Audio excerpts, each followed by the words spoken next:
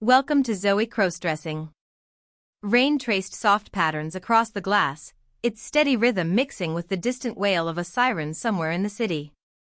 My apartment carried the familiar scent of vanilla candles and damp pavement drifting in through the cracks of the window frame, a combination that usually calmed me. Tonight, though, something restless hummed beneath the comfort. A quiet electricity filled the air, making it hard to sit still. On the coffee table sat a plain cardboard package. Nothing special to anyone else. To me, it felt heavy with possibility. I leaned forward, fingertips hovering over the lid before finally touching it.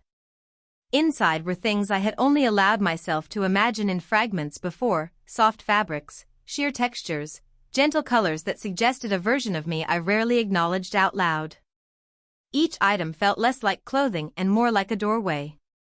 An invitation. During the day, I was Michael. Predictable. Responsible. A man with a respectable job and a routine life built on appearances. But in private moments, alone behind closed doors, another identity flickered at the edges of my awareness. Not fully formed, not fully understood, but undeniably there. Something curious. Something hungry to exist. Isabella, my girlfriend, knew almost everything about me, or so I liked to believe. She noticed details others missed, shifts in mood, tiny changes in behavior. Yet this part of me had remained carefully hidden, tucked away like the box beneath my staircase. The idea of her discovering it sent a chill through me, half fear, half a strange longing I didn't want to examine too closely. I lifted a pair of sheer stockings from the box, the fabric nearly weightless between my fingers. A shiver ran through me that had nothing to do with the weather. Tonight felt different. Not like the cautious experiments of the past. Tonight felt like stepping over a line. The room seemed smaller as I stood, shadows stretching along the walls while the storm pressed softly against the windows. Every movement carried intention, from unfolding the delicate material to walking toward the bedroom.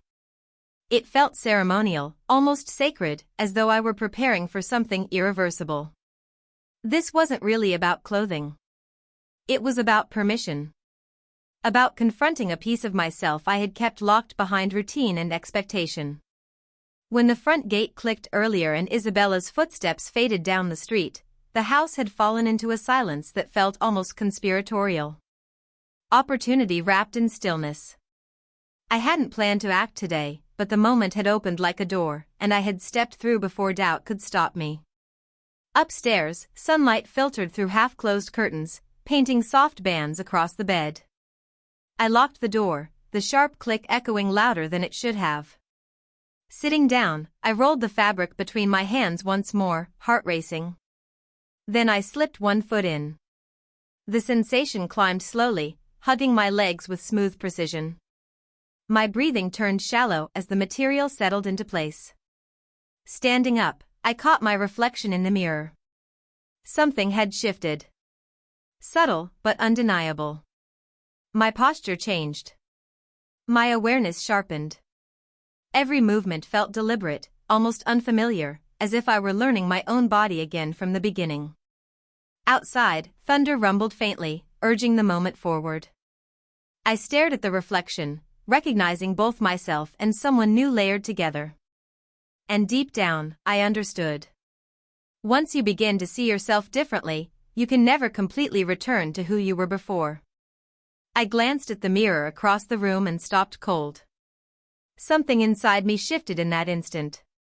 Not a complete transformation, not a secret exposed, just a fracture in the version of myself I thought I understood. It was enough to unsettle me. My attention drifted to the skirt lying nearby. The fabric was simple, understated, nothing bold or dramatic. Still, when I pulled it into place and felt it settle around my waist, my fingers trembled. The way it rested against my hips changed how I perceived my own body, as if familiar lines had been quietly redrawn. Without thinking, my movements softened. My posture adjusted. Even my breathing felt different. This wasn't acting. It felt closer to uncovering something that had always been there. A sudden noise outside, the roar of a passing motorcycle, sent my heart racing. I hurried to the window, parting the curtain just enough to look out, irrationally certain for a split second that Isabella had come back. The street continued on as usual, unaware that my entire sense of self felt like it was folding inward. Leaning against the wall, I tried to steady myself. I hadn't even approached the most intimidating steps yet. The makeup remained untouched on the dresser. The heels were still hidden away. Each item represented a decision, another step further from who I'd been just an hour earlier. I told myself I could stop. That I probably should. But when I looked back at my reflection, I didn't see embarrassment staring back. I saw curiosity. Anticipation. A quiet hunger that made my stomach tighten with realization. This wasn't only about keeping a secret from Isabella anymore. It was about admitting that this part of me might not be temporary at all. As I moved, the silence in the room grew louder. Every step across the floor seemed amplified, the gentle brush of fabric against my legs a constant reminder that I wasn't just wearing something, I was inhabiting it. The sensation clung to me, impossible to ignore. I approached the mirror again, slower this time, almost cautious. My reflection wasn't shocking or theatrical. Just different enough to make my chest feel tight.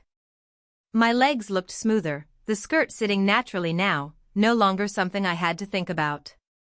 My posture had shifted on its own, shoulders looser, chin slightly lifted. I looked intentional. That realization unsettled me. Turning away, I pressed my hands against the dresser and focused on my breathing. Then my phone buzzed behind me on the bed. I flinched hard, certain for one awful second that it was Isabella. A message saying she was coming back early. But it was only a notification. Harmless. Still, my pulse refused to settle. That was when the deeper fear surfaced. It wasn't only about being caught. It was about being seen. What if this version of me didn't vanish when the clothes came off? What if it lingered, in the way I walked, the way I spoke, the way I looked at myself? I opened the wardrobe and pulled out the blouse I'd hidden in the back. Soft, pale, simple. I hesitated longer this time, aware that I'd already crossed enough boundaries for one day. Yet my hands moved anyway. The fabric slid over my shoulders easily, resting against my skin with an unexpected sense of rightness. I fastened the buttons slowly, each click echoing in my thoughts. When I looked up again, my expression had changed. My eyes seemed brighter, more open, not pretending, just awake. A memory surfaced, Isabella once teasing me for taking too long in front of the mirror before we went out. "You notice details most men don't," she'd said with a half smile. Back then I'd laughed. Now those words carried a different weight. I took a few careful steps, testing my balance. The fabric encouraged smaller movements, a different rhythm. My body adapted faster than I expected, each step feeling more natural than the last. At the doorway I paused, then turned back toward the mirror. That's when I noticed it. I was smiling. I hadn't meant to. It was simply there. I lifted a hand to my mouth, stunned by the quiet surge of happiness rising inside me, something that felt like it had been waiting years for permission. But the warmth was tangled with guilt, heavy in my stomach. Isabella trusted me. Loved me. If she walked in right now, what would she see? Deception? Or the most honest version of me she'd never known? Voices drifted up from outside, laughter from people passing by. I hurried to the window again, peering through the curtain, pulse racing. Every shadow looked suspicious. Every sound felt like a warning that the fragile moment I was standing in could shatter at any second.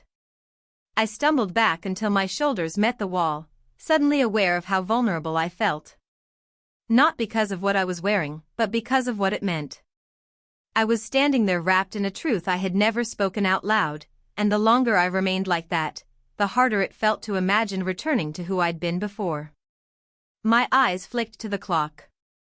Time was moving whether I wanted it to or not. Eventually, Isabella would come home.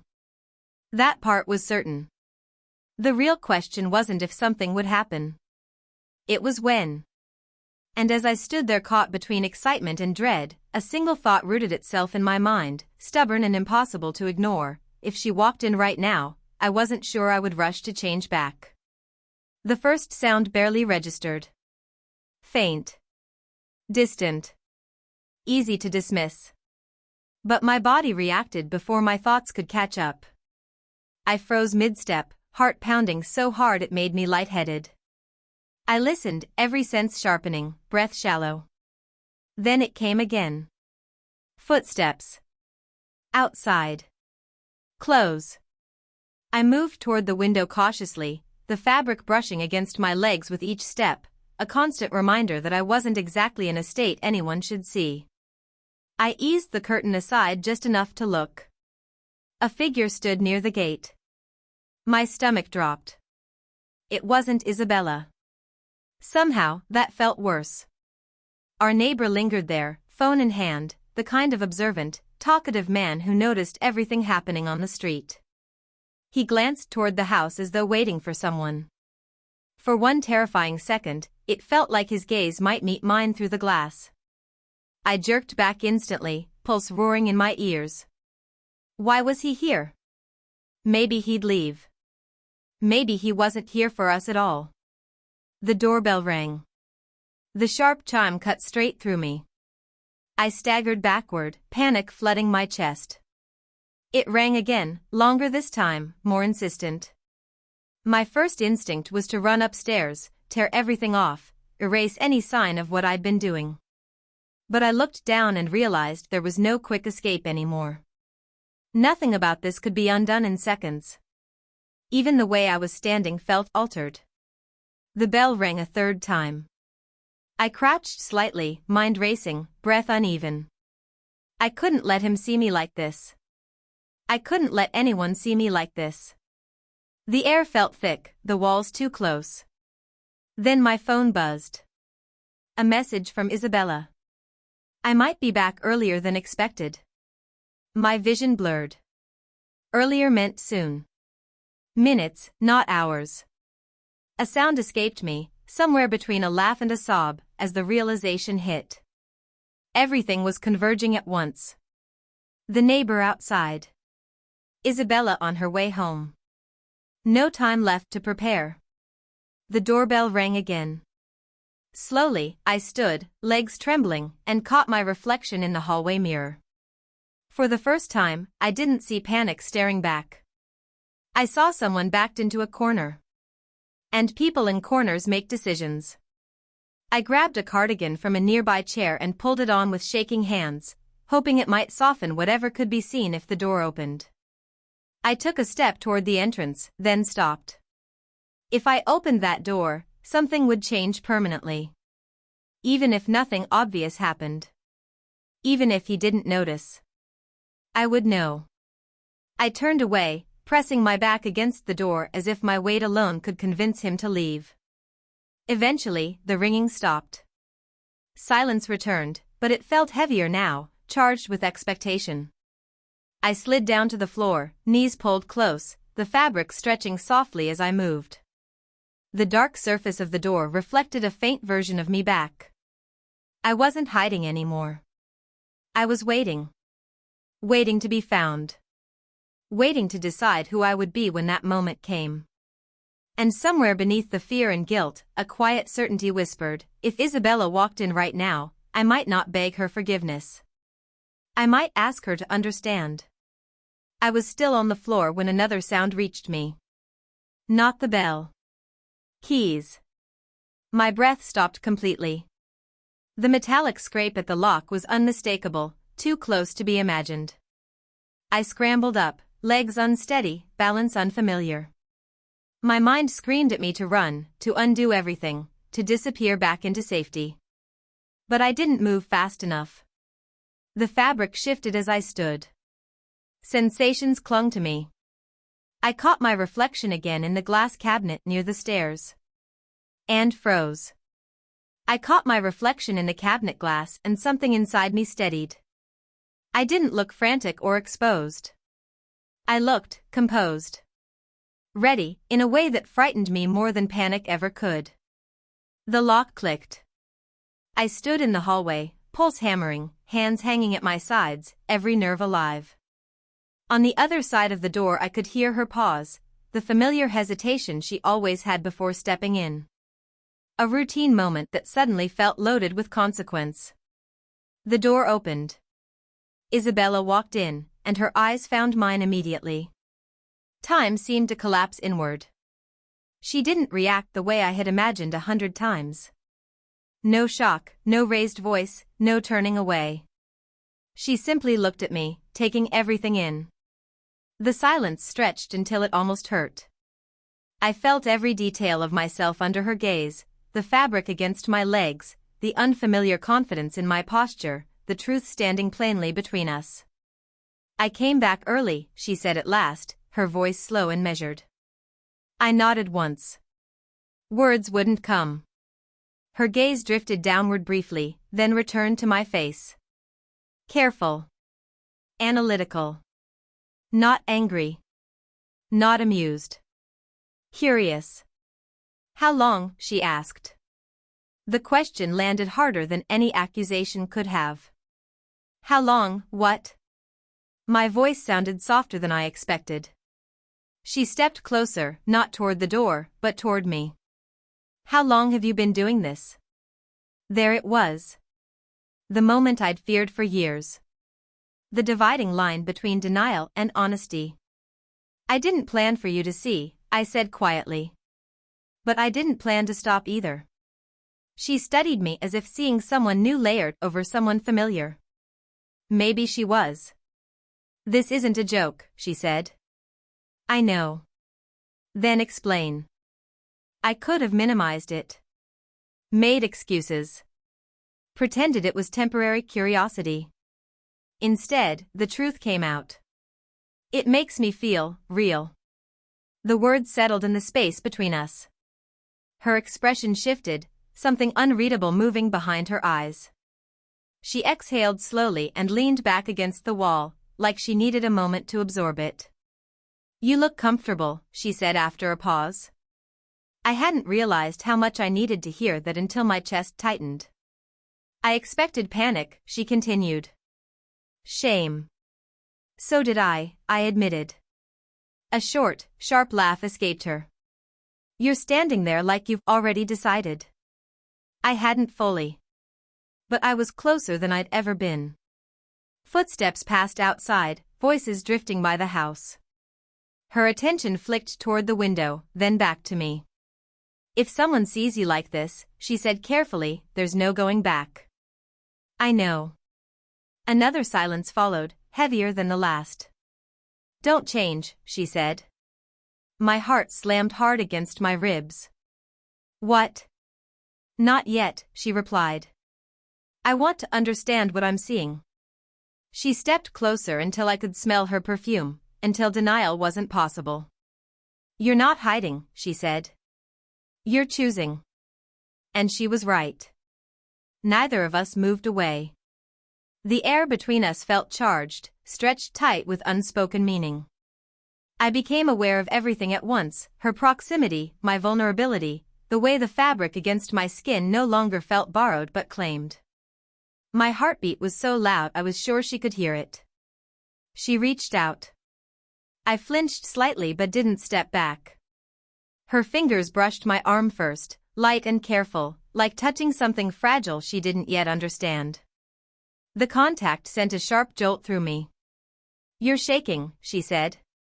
I'm trying not to. Then don't rush. She moved around me slowly, deliberate steps circling. I felt her presence behind me before I saw both of us reflected in the mirror, two versions of certainty standing side by side. Her hand paused at my waist. That was the moment I could have stepped away. Could have stopped everything. I didn't. The fabric shifted slightly beneath her touch. My breath caught, not from fear, but recognition. Something inside me settled, like a lock finally turning. You didn't do this for fun, she said softly. This isn't rebellion. It's relief. I closed my eyes. Yes. She came back around to face me, her expression clearer now, focused. There's something you need to understand, she said. Once I acknowledge this, it changes us. I know. And once you accept it, she continued, you won't be able to pretend it was temporary. Her gaze dropped briefly, taking in how naturally I stood now. Then she reached down and smoothed a small wrinkle near my knee. It was such a simple gesture. But it shattered something open inside me. This wasn't exposure anymore. It was validation. Warmth rushed through me, not excitement, but certainty. The kind that doesn't fade once it arrives. Outside, voices grew louder. A car slowed. Life kept moving, unaware that mine had just shifted off its old axis. She straightened. Someone could see. I know. You still don't want to change. I shook my head. She studied me for a long moment, then nodded once. Okay. Then stand like you mean it. So I did. Shoulders back. Chin lifted. No hiding. In that moment, I wasn't someone trapped in a secret. I was someone choosing to be seen. She reached into the box near the stairs and pulled something out. The heels. Last step, she said, holding them out. After this, you can't pretend it was accidental. My hands trembled as I took them. The weight felt symbolic, final. I slipped one on, then the other. Instantly my balance shifted, posture adjusting on instinct. I took a step. Then another. The sound echoed softly through the house. She watched, unreadable, while somewhere deep inside me a truth settled firmly into place. This wasn't just about appearance anymore. It was about who I was willing to become. The front gate creaked outside. Someone was approaching. And this time, I didn't move to hide.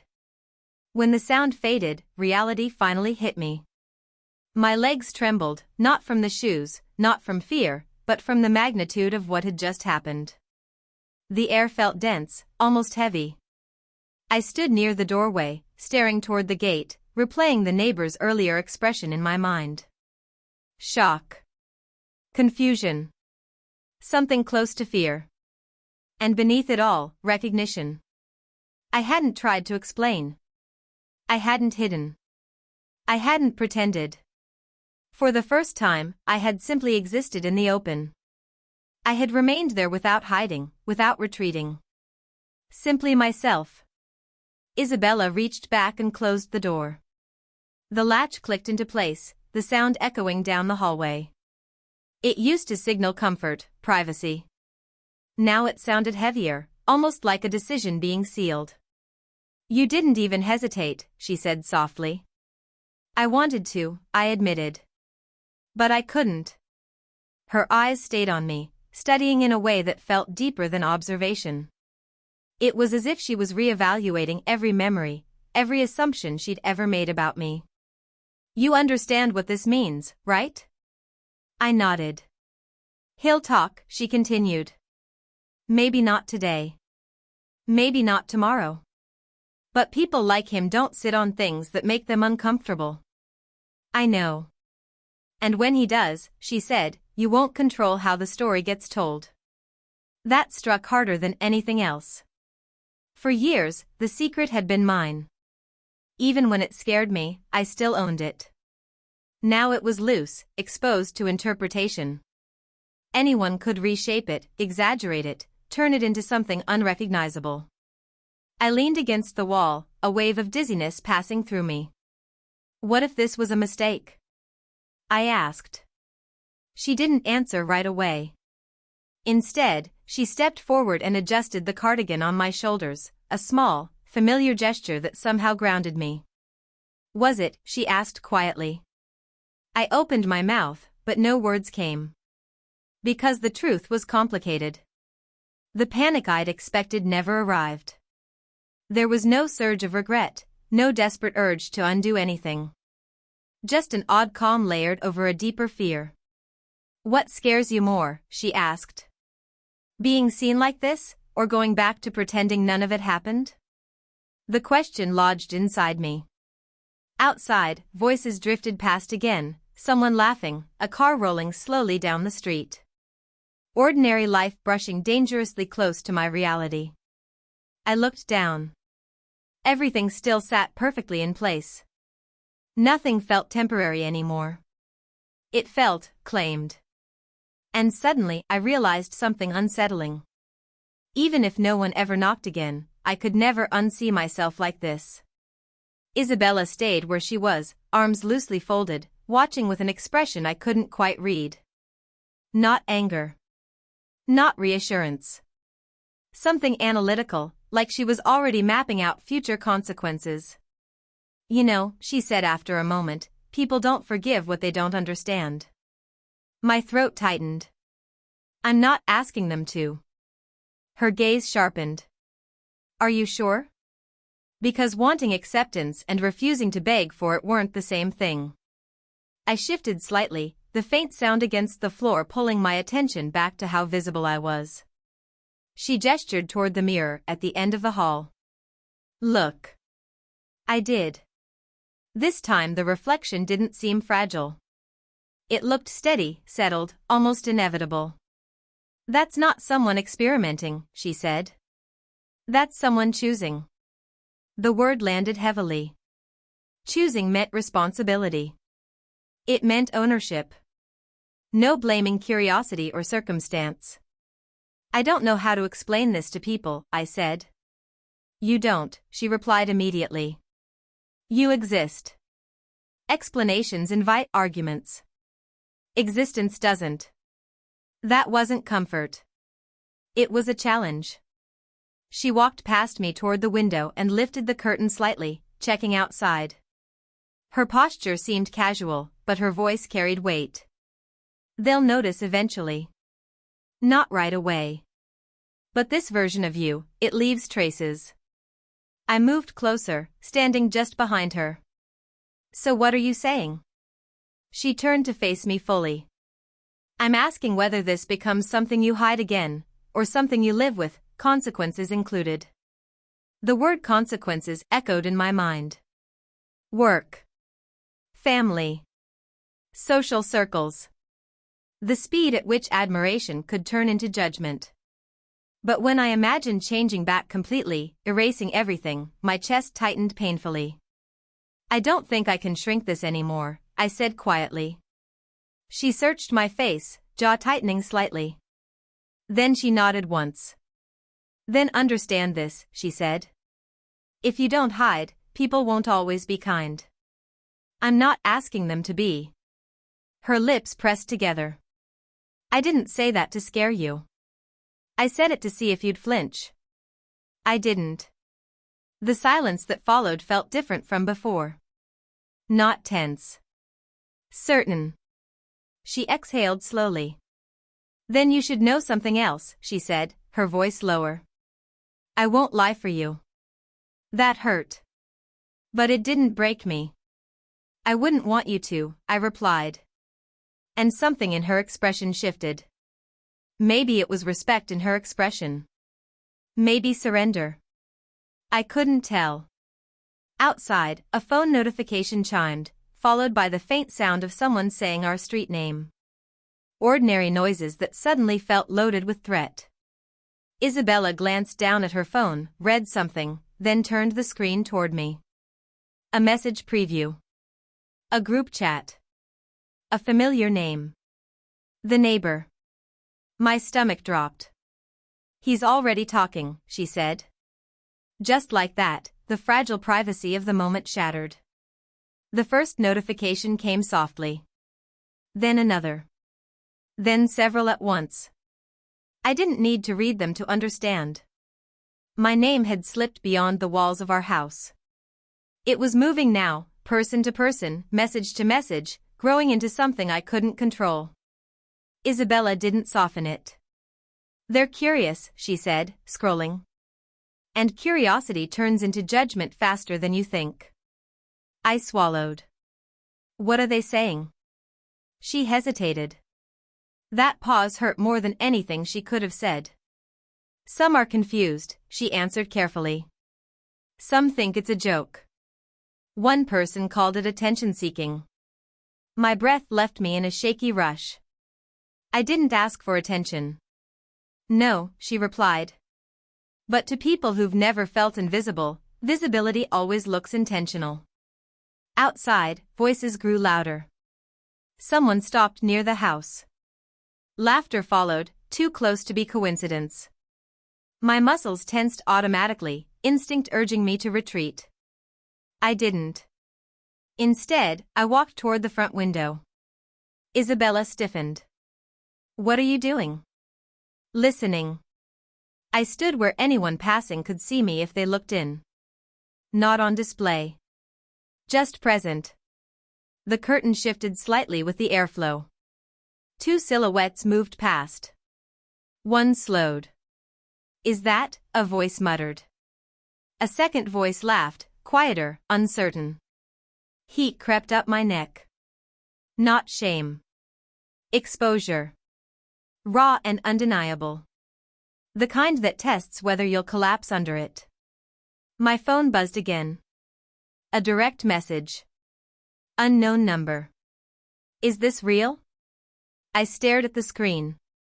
This was the crossroads. Ignore it, and the narrative belonged to them. Respond, and I stepped into it myself. Isabella watched but didn't interfere. This decision wasn't hers. I typed one word. Yes. Sent. The reply came immediately. Why? My fingers hovered. Why? Because the fabric felt like truth. Because I was exhausted from editing myself. Because pretending had cost me more than fear ever had. I typed. Because this is me. Another pause. Does Isabella know? I looked up. She met my eyes steadily. I won't answer for you, she said. I typed. She knows now. The typing indicator appeared, vanished, returned. Then one word came through. Brave. I exhaled, shaky but real. From outside, someone tapped lightly on the window. My blood ran cold. Hey, a voice called casually. No offense, man, but, are you serious? Isabella's shoulders squared. I stepped forward. Yes, I said clearly. Silence. Then a short, disbelieving laugh, footsteps retreating quickly down the path. My knees nearly buckled, but I stayed upright. Because I realized something in that instant. They could laugh. They could gossip. They could turn me into spectacle. But they couldn't erase my certainty. Isabella touched my arm lightly. You didn't flinch. I wanted to, I admitted. But you didn't. Outside, the street carried on, alive now with rumor and curiosity. Inside me, something solidified. Not bitterness. Resolve. She withdrew her hand slowly, deliberately. That hurt more than anything happening outside. I need to know something, she said, voice steady but strained. And I need you to answer honestly. Not gently. I nodded. My chest felt tight. Okay. She gestured toward me, the skirt, the heels, the composure I was holding almost automatically now. If I hadn't come back early, she asked, would you have stopped? The question hit hard. I opened my mouth. Closed it. Silence answered first. Her jaw tightened. That's not a yes. No, I said quietly. It's not. She looked away, lips pressed together. When she spoke again, her voice was lower. So this wasn't just about risk. Or thrill. Or hiding. It started that way, I said. But it didn't stay there. She nodded slowly, absorbing that. Not just what it meant for me, but for us. Do you want to live like this? She asked. The word live echoed differently. Not try. Not escape. Live. I swallowed. Yes. That was when her composure finally cracked. Her eyes filled, not with anger or betrayal, but grief. Quiet grief. The kind that comes when you realize the future you imagined no longer exists. "And where does that leave me?" she asked. The question wasn't about embarrassment. It was about place. "I don't know," I said honestly. "I just know I don't want to lie to you ever again." A soft, bitter laugh escaped her. "You picked a hell of a way to start being honest." "I know." She paced once, then stopped in front of me again. "You understand," she said carefully, "that loving you like this means standing next to you while the world decides what you are." "I'm not asking you to protect me," I said quickly. "Or explain me. Or defend me." "Good," she replied. "Because I can't promise that." It hurt, but it was fair. She lifted her hand again, hesitated midway, then rested it gently on my shoulder. "I fell in love with you," she said, her voice trembling just enough to reveal the strain beneath it. "Not with a secret. Not with a performance. I'm still me," I answered. Her eyes locked onto mine. "You are. But you're also more than I realized. And I need time to figure out whether I can love all of you without losing parts of myself." That honesty cracked something open inside my chest. "I won't make this harder for you," I said. She nodded, tears finally slipping free. "You already have." Outside, someone called my name. Louder this time. Familiar. Someone from work. The past wasn't whispering anymore, it was knocking. Isabella's gaze flicked toward the sound, then back to me. "This isn't just about us anymore." "I know." She stepped back, creating space between us. "I need air," she said. "And you need to decide who you're going to be when you walk out there." She moved toward the doorway, then paused without turning around. "For what it's worth," she said quietly, "I don't think you're wrong." Then she left me there, exposed, committed, and uncertain whether love could survive truth. I inhaled deeply. The heels felt solid beneath me. The fabric hugged my legs perfectly. The skirt moved naturally with every shift of my weight. I felt vulnerable, painfully so, but I also felt claimed, like I finally owned the space I occupied. Outside, my coworker called again, sharper now. My pulse raced, but I didn't retreat. I didn't hide behind Isabella. She wasn't here to stand between me and the world. This was mine. I opened the front door. The street buzzed with attention. Heads turned. Phones lifted. Whispers spread like ripples through water. I straightened my shoulders. Every breath became a declaration. Every step deliberate. "This is me," I said steadily. Not loud. Not apologetic. Just clear. Some people laughed. Others looked confused. A few simply stared, unsure how to react. The neighbor appeared again, trying to seem casual, one hand shoved into his pocket. His jaw tightened when he realized I wasn't shrinking back.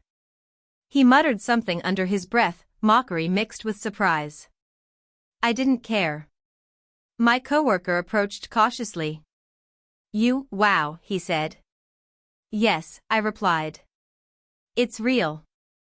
And I'm not hiding anymore. Behind me, Isabella stepped into view. Quiet. Watching. Present.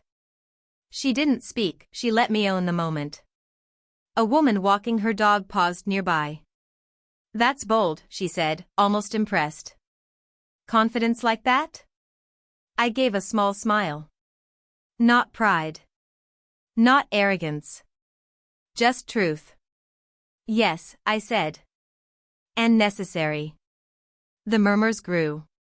Cameras clicked. Messages flew across invisible networks, names, tags, stories forming in real time. My life, suddenly public. But I didn't flinch. For the first time, the reflection in the mirror, the reflection in the street, and the reflection inside me all matched. Whole. Real. Visible. Isabella moved closer until her hand brushed mine lightly. No words, just presence. And that presence eased the weight pressing on my chest. People would talk. The neighbor would gossip. Colleagues would speculate. It didn't matter. Because I wasn't afraid anymore. The clothes hadn't just changed how I looked. They'd changed how I stood. How I faced the world. How I chose to exist. And that choice of raw, permanent, undeniable, belonged to me. A camera shutter snapped somewhere nearby. "I need a picture of this," someone whispered. I laughed softly, half adrenaline, half disbelief. Let them see. Let them judge. Let them talk. For the first time in my life, I felt unstoppable. Eventually the street quieted. The crowd drifted away. But the echoes remained, clinging to the air like shadows that hadn't decided whether to leave.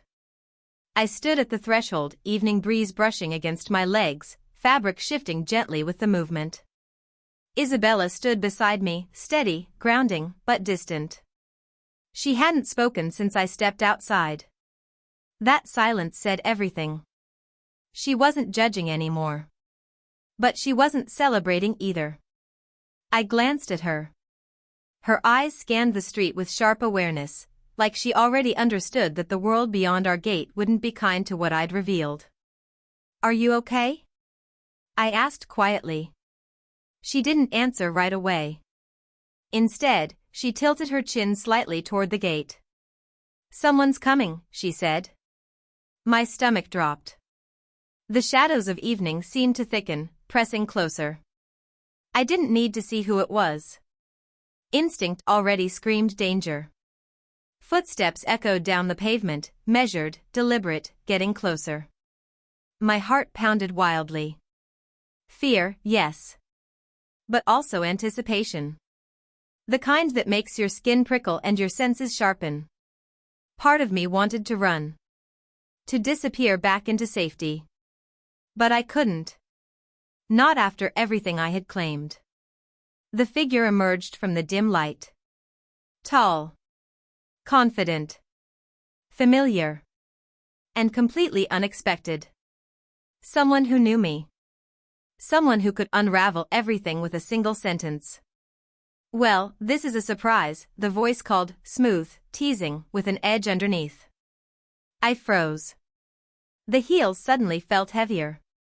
The fabric along my legs pulled taut as my body instinctively braced. Isabella stepped a little closer to me. But she didn't intervene. She didn't pull me back or step between us. Her gaze moved from me to the stranger and back again, sharp and analytical, like she was measuring outcomes in real time. The stranger's lips curved into a subtle smile as they moved under the streetlight. "I've been hearing some interesting stories." My mouth went dry. Words gathered but refused to form. "You've certainly made an impression," they went on, amusement threading through every syllable. I have to admit, I'm intrigued. That's when it hit me, the world I thought I was bravely confronting wasn't distant anymore. It wasn't just murmurs behind doors or sideways looks from across the road. It was standing right here, alive, evaluating me. I swallowed hard. This is me. Their smile deepened. "Oh, I can see that. And honestly? I love it." A beat passed. "But the real question is whether you're prepared for everyone else to see it too." Silence stretched between us, heavy and electric. "Yes," I said, more steadily than I felt. "I'm ready." They leaned in slightly, eyes glinting with playful menace. "We'll find out." Then they turned and slipped back into the dark, leaving tension behind like static in the air. I looked at Isabella. She held my gaze, composed as ever, though something unspoken flickered beneath the surface. "You chose this," she said. "There's no undoing it." "I don't want to undo it," I answered. For the moment, the street had gone still again. But I knew the quiet was temporary. Judgment was coming, louder, closer, more personal. And next time, I might not feel this brave. Still, beneath the fear was something else. Freedom. Raw and unsettling, but real. The clothes hadn't just changed how I looked. They had opened a door inside me I could never close again. Now the world would decide how to respond. I lifted my shoulders, smoothed my skirt, and stepped forward. One step toward uncertainty. One step toward scrutiny. One step into the life I'd claimed. Behind me, Isabella stayed where she was. She didn't stop me or shield me. She simply watched, waiting. And I understood with sudden clarity, whatever came next would rewrite everything. Somewhere nearby, a camera clicked. Proof that this moment existed. That I existed. In the reflection of a dark window, I caught sight of myself, two versions overlapping. The hesitant one I used to be, and the fearless one I was becoming. A question lingered in the air for me and for anyone watching. Would I withstand their judgment, or break beneath it? The wind shifted. Shadows moved. The city seemed to pause. And in that suspended, terrifying quiet, I smiled. Because for the first time in my life, I wasn't hiding.